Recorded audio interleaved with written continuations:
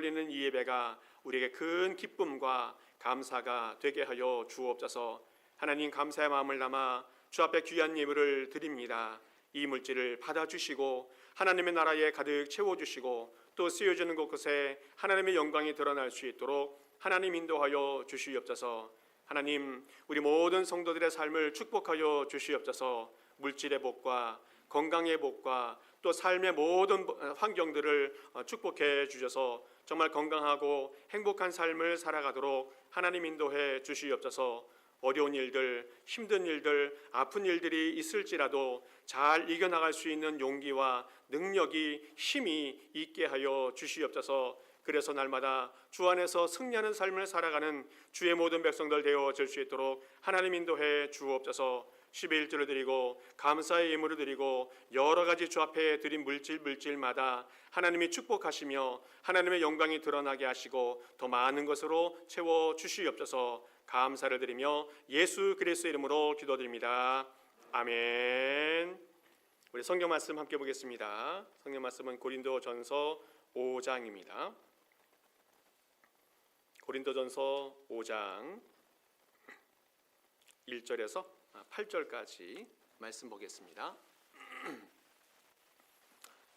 교독하시면서 봅니다. 1절 제가 먼저 보겠습니다. 너희 중에 심지어 음행이 있다 함을 들으니 그런 음행은 이방인 중에서도 없는 것이라. 누가 그 아버지의 아내를 취하였다 하는도다.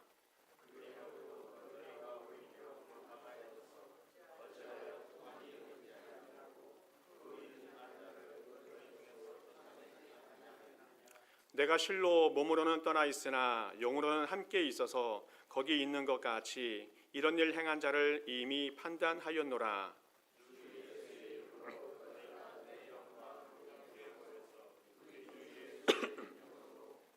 이런 자를 사탄에게 내어 주었으니 이는 육신은 멸하고 영은 주 예수의 날에 구원을 받게 하려 함이라.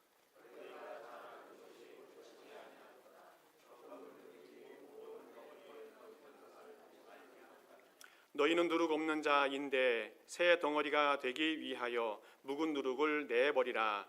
우리의 유월절 양 곧 그리스도께서 희생하셨느니라.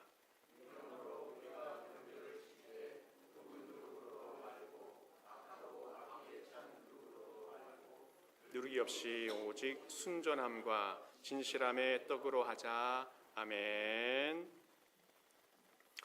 계속해서 고린도 말씀을 함께 나누고 있습니다. 지난주에는 이 고린도 교회 안에 있었던 분파 문제, 파벌의 문제에 대해서 말씀을 나누었고, 오늘은 두 번째로 음행에 관계한 그런 문제가 있는 그런 교회에 대한 이야기를 나누려고 합니다. 먼저 1절 말씀을 한번 보겠습니다. 같이 한번 읽어봅니다. 시작. 너희 중에 심지어 음행이 있다 함을 들으니 그런 음행은 이방인 중에서도 없는 것이라. 누가 그 아버지의 아내를 취하였다 하는도다. 아멘. 오늘 성경 보면 누가 그 아버지의 아내를 취하였다. 이것은 아버지의 여자를 아내로 맞이했다는 이야기를 합니다. 이거 입에도 오르내리기 어려운 그런 불평한 성범죄가 벌어지고 있습니다. 아마 여기서 아버지의 아내는 친어머니는 아니고 아마 계모나 첩일 가능성이 많은데 계속해서 그런 음란한 관계를 유지하고 있는 것에 대한 지적을 하고 있습니다. 아마도 아버지가 살아계실 때 취했던 그 여자가 돌아가신 이후에 계속 함께 살고 있었고 그 사람을 아내로 맞이하여서 함께 살고 있는 내용에 대해서 바울이 한탄하면서 지적하고 있습니다. 이것은 교회뿐만 아니라 이방인들도 이런 짓은 하지 않는다라고 지적해 주고 있어요. 지난주에도 말씀드렸지만 고린도 지역은 가장 번성한 지역이었지만 부도덕한 도시여서 음란한 풍속이 많이 있었고 그것이 교회 안으로 들어와서 폐륜적인 사건이 나타나게 되어졌다는 겁니다. 자, 그런데 이런 말에 입에 담기도 불편한 이런 이야기들이 세상에는 많이 있다는 겁니다. 우리가 몰라서 그렇지 점점 이 세상은 악해지고 숨어있는 구석구석마다 추악한 충격적인 일들이 많이 벌어지고 있다는 거예요. 레위기 18장을 보게 되어지면 음행에 관계해서 우리 주님이 경고의 메시지를 주는 내용이 아주 자세하게 기록이 되어져 있습니다. 그 뭐냐면 부모 자식 간의 성관계를 하고 형제 간의 성관계를 하고 친척 간의 성범죄를 지냐고 또 남자들끼리 여자들끼리 성범죄를 행하기도 하고 더 끔찍한 것은 동물과도 성범죄를 하는 것에 대한 말씀들이 나오고 있습니다. 이런 추악한 성범죄는 이미 가나안 땅에 살고 있는 사람들이 일상 속에서 이미 행하고 있었던 일이라는 거예요. 그런데 하나님께서 이 일에 대해서 경고의 메시지를 주고 있습니다. 만약에 이런 범죄를 저지르게 되어지면 너희를 이 땅에서 토해낼 것이다. 또 그 백성 중에서 끊어지게 될 것이다. 주님께서 말씀해 주고 있어요. 그리고 실제로 창세기 35장 보게 되어지면 야곱의 장자였던 루벤이 아버지의 첩이었던 빌하와 성관계를 맺는 이야기가 나오고 있습니다. 그래서 그 루벤 장자, 이 장자의 고난이 있었는데 모든 것이 다 박탈이 되어지는 그런 이야기들이 나오고 있습니다. 사람에게는 어떤 본능이라는 것이 있는데 이 본능에 끌려서 살기도 합니다. 그런데 이 성적인 본능을 통제하지 못하면 그 사람은 더 이상 사람이 아니고 짐승이라고 말할 수 있다는 거예요. 그럼 성경에 왜 이렇게 더러운 이야기들, 추악한 이야기들이 많이 기록되어 있는가 생각해 봐야 됩니다. 성경에는 하나님의 거룩한 이야기들도 많이 기록되어져 있지만 사람의 추악한 이야기들도 다 기록이 되어져 있어요. 성경은 우리 인간이 살아가고 있는 모든 삶의 이야기들, 선한 이야기도 악한 이야기도 다 기록이 되어져 있다는 겁니다. 우리 인간이 살아가고 있는 세상에는 과거에도 또 오늘에도 정말 충격적인 범죄들이 많이 일어나고 있는데 그것이 다 성경에 그대로 기록이 되어져 있다는 거예요. 그것은 뭘 의미합니까? 우리 인간의 죄악이 얼마나 추악한지 또 인간의 죄가 얼마나 악한지를 보여주고 있는 그런 증거라고 말할 수 있겠습니다. 오늘 고린도 교회의 더 심각한 문제는 뭐냐면 고린도 교회가 또 성도들이 이 심각한 범죄에 대해서 묵인하고 있다는 거예요. 교회 안에 심각한 범죄가 벌어졌는데 그것을 회피하고 둔감하게 여기고 있다는 겁니다. 2절 말씀에 이렇게 이야기하고 있어요. 그리하고도 너희가 오히려 교만하여져서 어찌하여 통한이 여기지 아니하고 그 일 행한 자를 너희 중에 쫓아내지 아니하였느냐, 그냥 그대로 내버려 두었느냐 이야기하고 있습니다. 교회 내에 음행한 자들이 있는데 무관심하고 또 방관하고 있는 것에 대해서 이야기하고 있어요. 오히려 죄를 무시하고 죄를 덮어버리고 자기 변명하고 또 이것을 오히려 자랑하는 사람들이 있다는 것에 대해서 바울이 지적해 주고 있습니다. 그런 죄악이 그 교회 안에 있음에도 불구하고 교회가 무관심하고 방관하고 있는 상태에 대해서 바울이 책망을 하고 있다는 겁니다. 교회가 이런 문제를 알았음에도 불구하고 어떤 조치도 취하지 않고 영적으로 또 도덕적으로 무감각해져 버린 그런 상태, 이것을 바울은 심각하게 생각하고 있다는 겁니다.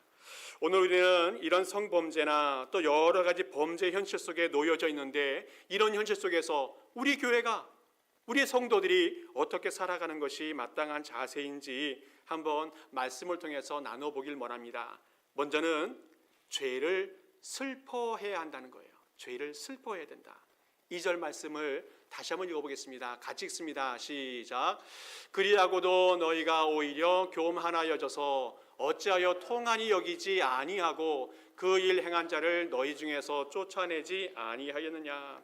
오늘 성경 보면 통한이 여기지 아니하였다는 말씀이 나오는데 이것은 죽은 자로 인해서 애통해야 한다는 의미가 있어요.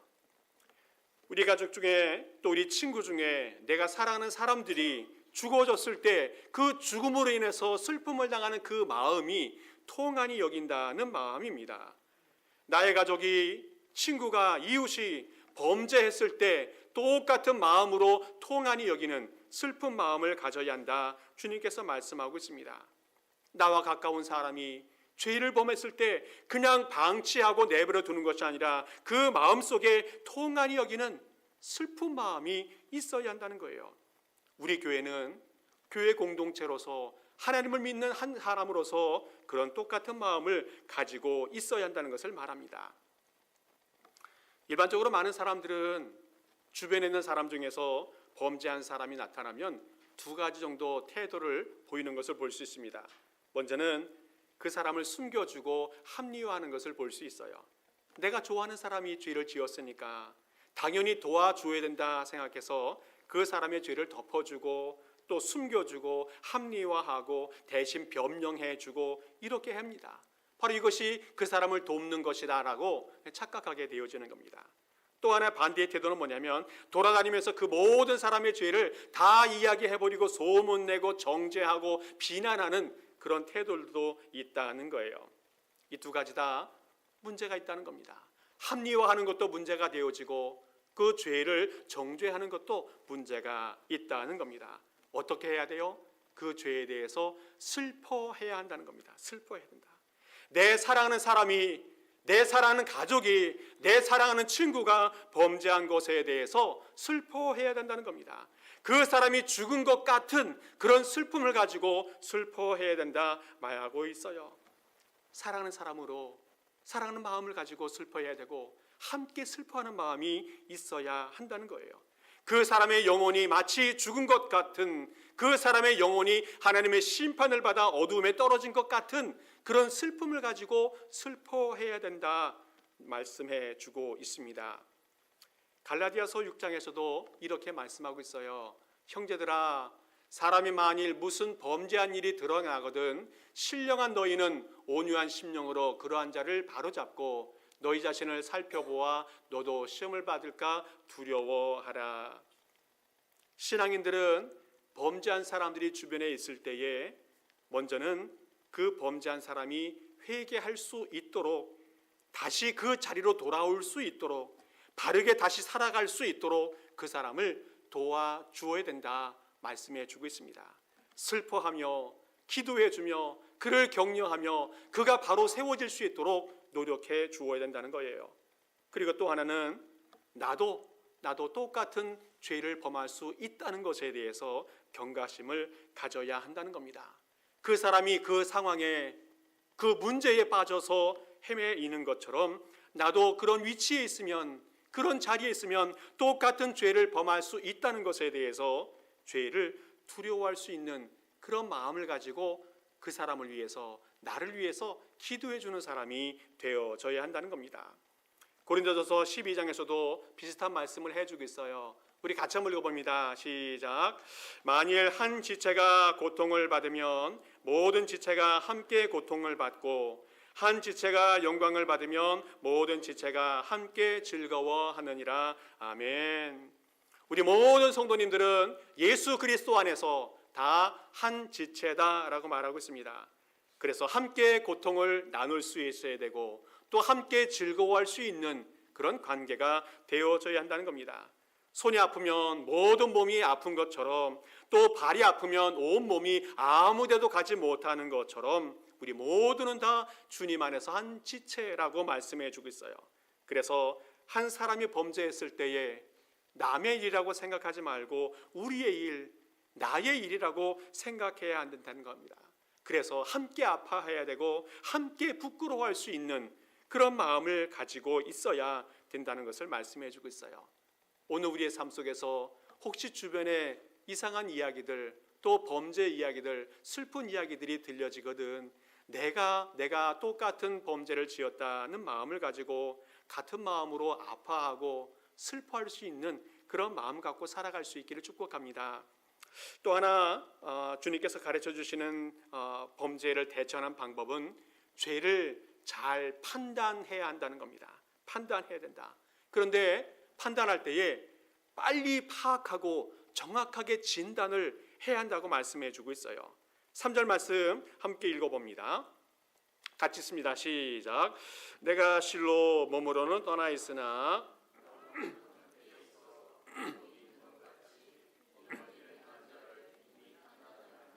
아멘. 바울은 지금 고린도 교회에서 멀리 떨어져 있습니다. 그러나 영은 함께 있다고 말하고 있어요. 이것은 무엇을 말합니까? 이 고린도 교회 안에 있었던 문제를 이미 다 파악하고 있다라고 말하고 있어요. 그리고 정확하게 판단을 해주고 있습니다. 성경에 하나님께서 뭐라고 말씀하시는지 그 말씀을 이미 알고 있다는 거예요. 성경 레위기 20장에 보게 되어지면 하나님께서 근친상간하는 죄에 대해서 또 다른 유사한 죄들에 대해서 무엇이라고 말씀해 주냐면 그 결과가 뭐예요? 사형이다. 사형이다 말하고 있습니다. 돌로 쳐 죽이든지 하나님 앞에서 심판을 받아야 된다는 것을 말하고 있어요. 하나님은 이런 추악한 죄에 대해서 용납하지 아니하고 악을 제거하라 주님께서 말씀해 주고 있습니다. 이런 죄는 인간으로 나타날 수 있는 마지막 타락의 끝이 나타나는 그런 죄이기 때문에 모두 죽여야 된다 말하고 있어요. 살 가치가 없는 인생이고 주님이 포기한 인생이라는 것을 말씀해 주고 있습니다. 그러면서 이 죄에 대해서 멀리 떠나라 또 하나 대책을 말씀해 주고 있습니다. 2절 말씀에도 그렇게 이야기하고 있어요. 그리하고도 너희가 오히려 교만하여져서 어찌하여 통한이 여기지 아니하고 이 일 행한 자를 너희 중에 쫓아내지 아니하였느냐. 어떻게 해결합니까? 쫓아내야 된다. 분리해내야 된다라고 말씀하고 있어요. 일단 범죄한 사람을 교회 안에서 분리하는 것을 원칙으로 여기고 있습니다. 이 참 어려운 이야기입니다. 현대 교회에서는 찾아보기 힘든 이 출교에 대한 이야기를 오늘 성경에서 이야기하고 있어요. 쫓아내야 된다. 또 출교해야 된다. 이건 참 어려운 이야기입니다. 그런데 처음에 범죄하자마자 이 사람을 무조건 쫓아내라는 말씀이 아니라는 거예요. 이것은 그 범죄한 사람이 생겼을 때에 여러 번 이미 경고를 주었다는 것을 전제합니다. 주변의 사람들이 찾아가서 권면하고 또 지도자들이 찾아가서 권유하면서 회개할 것을 권면하게 되어집니다. 그러나 그가 끝까지 회개하지 아니하고 거절할 때에 그의 범죄와 또 그 불륜의 상태를 계속 머물러 있을 때에 출결하라는 그런 말씀을 하고 있어요. 성경에서 직접 예수님께서 이런 범죄자들을 어떻게 대할 것인지에 대해서 가르쳐주는 말씀이 나오는데 마태복음 18장에 보면 15절, 16절, 17절 말씀에 갖고 있습니다. 우리 교도가시면서 보겠습니다. 먼저 제가 15절 볼게요. 내 형제가 죄를 범하거든 가서 너와 그 사람만 상대하여 권고하라. 만일 들으면 내가 내 형제를 얻을 것이요.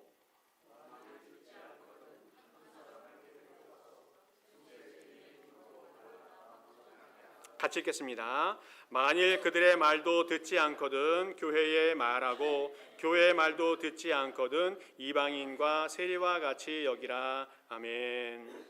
어떻게 대처합니까? 먼저는 개인이 지은 것을 먼저 알았다면 가까운 사람이 가서 이야기해서 해결하고 회개할 것을 권유하라 말씀하고 있습니다. 그 문제를 다른 사람에게 이야기하거나 뒤에서 돌아다니면서 소문내지 말라 말하고 있어요. 그러면 그 문제는 해결되지 아니하고 그 형제를 잃을 수 있다 말씀해 주고 있습니다. 그래도 회개하지 않으면 어떻게 할 것인가? 한 사람, 두 사람을 더 데리고 가서 이야기하면서 그 사람에게 권유해서 그 사람이 회개할 수 있도록 기회를 가지라 말하고 있습니다. 그래도 안 되면 마지막으로 회개하지 않으면 교회에 공식적으로 이야기하고 그마저도 안 되면 이 사람을 이방인과 세리처럼 여겨야 된다. 그리고 공식적으로 교회에서 징계해야 된다 말하고 있습니다. 이 모든 과정들은 그 죄 지은 사람을 개인적인 감정이나 미워서 행하는 것이 아니고 바울은 교회의 리더로서 그 문제가 교회 공동체에 얼마나 큰 영향을 미치고 있는지 관심을 가지고 이렇게 해결하라 말씀하고 있어요. 그 공동체가 바로 세워질 수 있도록 빨리 판단하고 정확하게 해결해야 된다 말하고 있습니다. 출교를 명령하고 있는 이런 이유는 또 하나 있는데 이것은 그들의 죄악이 심판되는 것을 이야기하고 있지만 또 다른 것은 다른 성도들에게 영향을 미치기 때문에 그렇다는 거예요. 교회 공동체 고린도 교회의 순결한 영혼들이 죄에 물들지 아니하도록 분리하는 것은 당연한 순서라는 겁니다. 죄가 계속 묵인되어지고 인정되어지면 다른 사람들도 죄 짓는 것을 용감하게 행할 수 있기 때문에 그래요. 거룩한 교회 안에 이런 죄가 들어오지 못하도록 오염된 것을 방지하고 또 확산되지 못하도록 막는 것이 교회의 역할이라는 겁니다. 또 하나 우리가 기억해야 할 것은 이 죄를 판단하고 분리하는 근본적인 이유가 있어요. 그것은 뭐냐면 그 사람의 죄를 회개하게 하고 구원받게 하기 위해서 이런 일을 행한다는 겁니다. 오늘 5절 말씀에 이렇게 말하고 있어요. 같이 읽습니다. 시작. 이런 자를 사단에게 내주었으니 이는 육신은 멸하고 영은 주 예수의 날에 구원을 받게 하려 함이라. 아멘. 음행한 자를 어떻게 해요? 사단에게 내어주라 라고 말했습니다. 그만큼 그 죄에 대해서 엄중하게 판단하고 해결할 것을 이야기해요. 사단에게 내어준다. 이 너무너무 무서운 말씀 아니겠습니까? 이 말씀을 정말 해석하고 적용하는 것은 쉽지 않은 일인데 주석을 쭉 찾아보다 보니까 종교개혁자 칼빈이라는 분이 이렇게 이야기해요. 교회의 징계는 영원한 것이 아니라 일시적인 징계라는 것을 말해주고 있어요. 사단에게 내어주는 그 행위는 일시적인 심판에 불과하고 마지막 날에 궁극적인 심판과 구원에 있을 때 구원을 받을 수 있는 길을 열어주는 길이라고 말합니다. 무슨 말씀인가 하면 교회는 징계를 할 때 사랑으로 징계를 해야 한다는 거예요. 그리고 마지막 날에 하나님의 사랑이 그들에게 미칠 수 있도록 기회를 주고 기도해 주어야 된다 말하고 있습니다. 교회는 올바른 징계를 행함을 통해서 그 죄인들이 회개하고 돌아올 수 있는 길을 열어 주어야 돼요. 마지막 날에 영원한 그리스도의 심판이 있을 때에 그 사람이 심판받지 아니하고 돌아올 수 있는 기회를 줄 수 있도록 임시적인 징계를 하는 것이 마땅하다 말하고 있습니다. 범죄자에 대해서 징계를 하는 그 목적은 범죄한 영혼들에게 최종적인 심판이나 완전히 버려지는 것을 이야기하는 것이 아니라 다시 돌아올 수 있도록 회개할 수 있도록 기회를 주는 것이 그 목적이라는 겁니다. 그렇지 않으면 오히려 징계하지 않고 내버려 두면 죄를 회개할 수 있는 기회를 잃어버리게 되어지고 그 사람이 완전한 심판에 빠지게 될 수 있기 때문에 그렇게 한다는 거예요. 제가 알고 있는 한 시골 교회에 예전에 있었던 일이 생각이 나서 여러분들에게 나눕니다. 그 교회에 장로님이 계셨는데 이 장로님이 되었는데도 이 술을 끊지 못하고 종종 이 술집에 가서 한 잔씩 하셨던 것 같아요. 근데 술을 마시고 하루는 이제 술집에 가서 술을 한 잔 마시고 있는데 술을 한 잔, 두 잔 마시다 보면 좀 취하게 되어지고 이 옆 사람하고 시비가 붙게 되어지는데 그날은 옆 사람이었던 젊은 사람이랑 대판 싸움을 벌이게 되어집니다. 그래서 몸싸움도 하면서 이 팔이 부러지고 또 기부스도 하는 그런 일이 벌어지게 되어졌어요. 이 사건이 온 동네에 소문이 다 나게 되어집니다. 온 동네 사람들은 이분이 장로인 것을 알아요. 그리고 또 그 사건이 다 벌어졌다는 것도 다 알게 되어집니다. 이것이 교회에 덕이 되지 않는 것을 우려해서 교회에서 심각하게 의논하라고 결정한 것이 예배 후에 공개적인 사과를 하는 것을 당부했습니다. 아마 한 번, 두 번 권유했을 것 같습니다. 더 많이 권유했을 것 같기도 해요. 그렇지만 어쨌든 그 장로님이 그것을 받아들이고 기부스를 한 팔을 가지고 앞에 나와서 울면서 회개합니다. 다시는 술 마지 않겠습니다. 다시는 이런 짓 하지 않겠습니다. 그렇게 하나님 앞에 또 교회 앞에 회개하고 눈물로 고백을 했어요. 그리고 다행히 끝까지 그 약속을 지키고 사역을 마무리하게 되어집니다. 교회에서 어떤 잘못에 대해서 책망을 하고 징계하는 것은 결코 유쾌한 일은 아닙니다.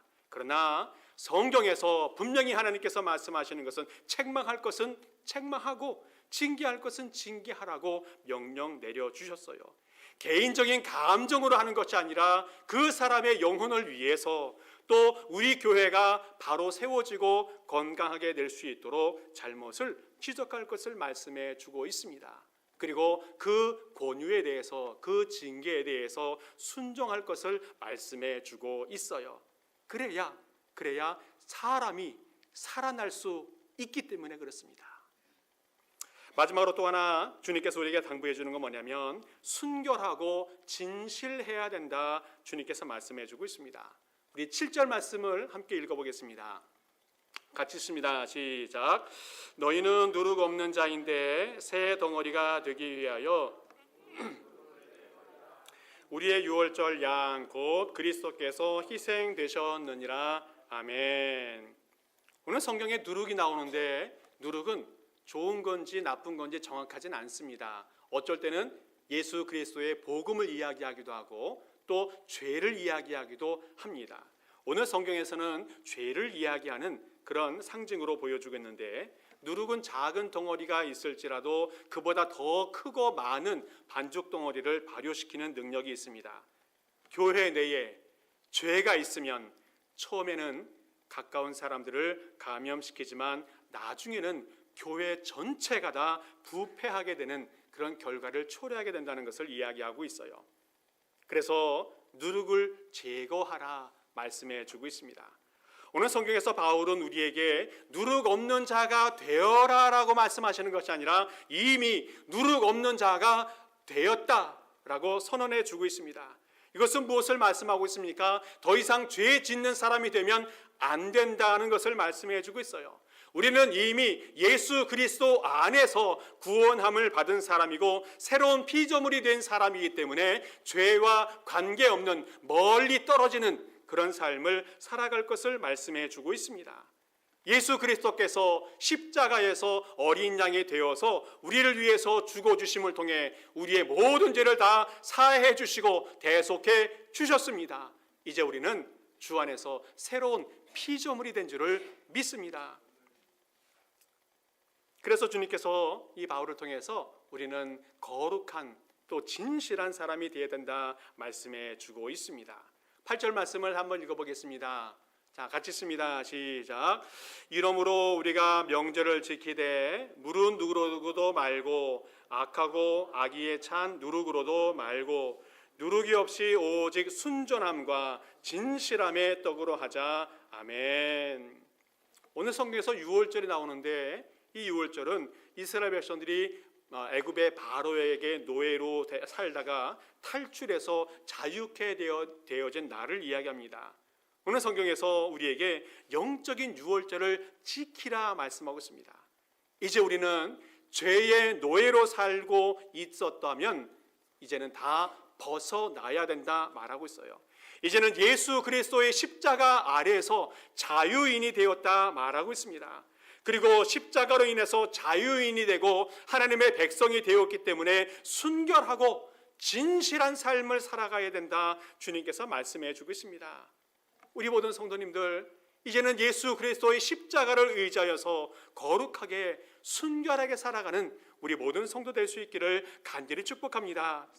죄가 얼마나 강한지 볼 수 없습니다. 죄가 얼마나 무서운지 모릅니다. 그 죄와 싸우기 위해서는 내 힘이나 내 의지만은 가지고 되지 않는다는 것을 잘 알고 싸워 나가야 됩니다.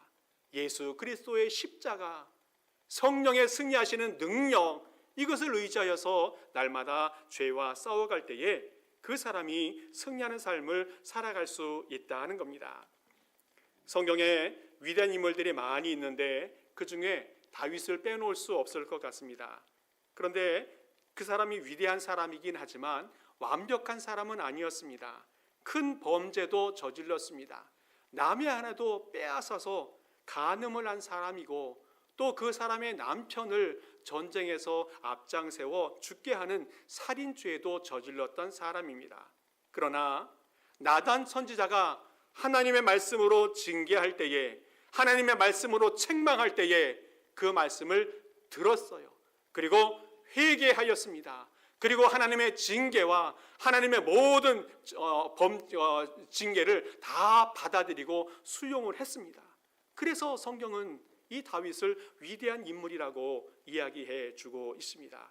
오늘은 주님 안에서 모든 말씀과 또 모든 성경을 통해서 하나님의 은혜를 경험하고 이제는 순전한 또 진실한 성도로 살아가는 모든 백성 될 수 있기를 축복합니다. 말씀을 정리합니다. 성도는 예수 그리스도의 대속을 받아 택함을 받은 사람입니다. 새로운 피조물이 완전히 된 사람들입니다.